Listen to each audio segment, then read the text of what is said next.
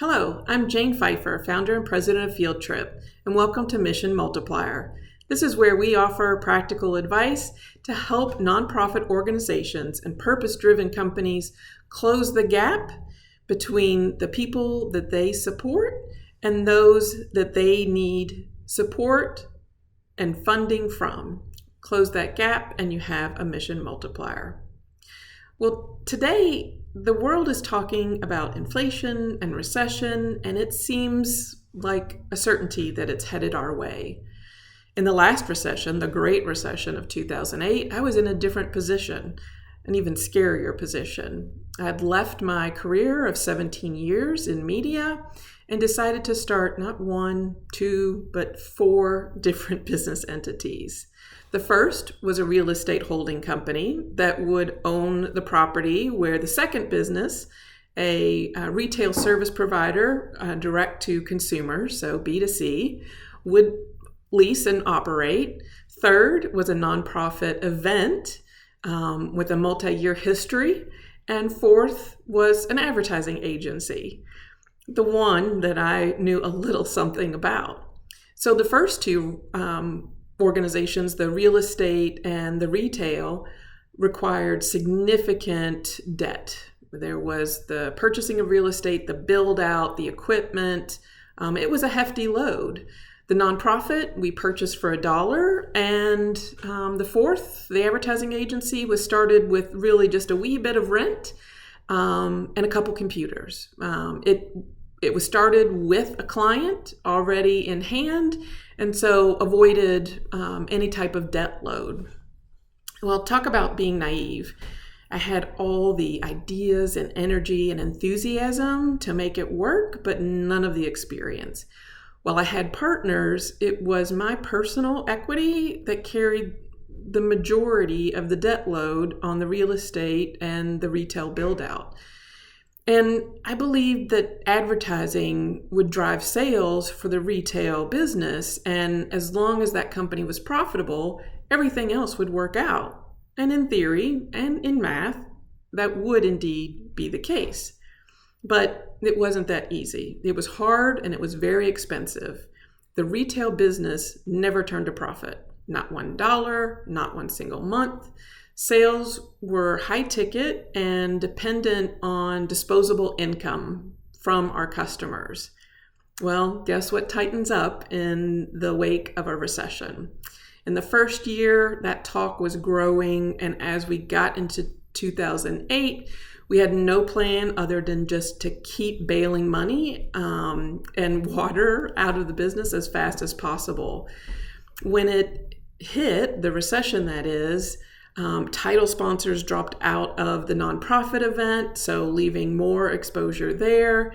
And it was rough any way you looked at it. 3 of the 4 businesses were failing. The real estate value had plummeted from our office space because there were empty units next door that hadn't, been custom build out. So people could get that at a lower price and then build out to their options. So even the safest bet, the real estate, was a liability. So what I learned is that, hard work, because I was working twice as hard for a lot less money, and what income I did have was going directly to paying the debt load. So first lesson is that wishes, hopes, and good intentions don't pay the bills. But there are lessons to be learned and things that I'm taking into, the future and likely the very near future. So first, resist the urge to do something that feels good and sounds too good to be true. I got caught up in the excitement from being a longtime employee and having a lot of certainty in my income and stability in employment that made it seem like a safe idea to jump out and take these big risks. It was too good to be true. And if I would have used a little more critical thinking rather than an eager mind, anybody could have seen that. I should have seen that. Number 2, just because you qualify to borrow money doesn't mean you should. Some very simple practices would have saved me a lot of stress. Even just dividing the loans amongst the partners so that we all had an equal load to bear. Well, one, it would have kept us from starting those entities, which would have been the safest move. And two, it would have avoided what was a very unequal distribution of exposure. 3, double down on what you know. Excitement got the best of me. Others were doing a similar type of business and making a lot of money, and it just seemed so easy because their biggest obstacle was they didn't know how to market and advertise. Well, if I knew how to do that, then surely it was a recipe for success. Well, it wasn't. And I should have doubled down on what I knew, and that was the advertising agency.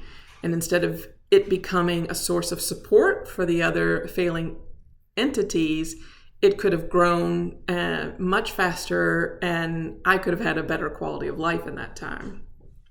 4th, listen to everybody. You'll never know when inspiration is going to strike, a piece of valuable advice, but don't listen at the expense of overriding your gut.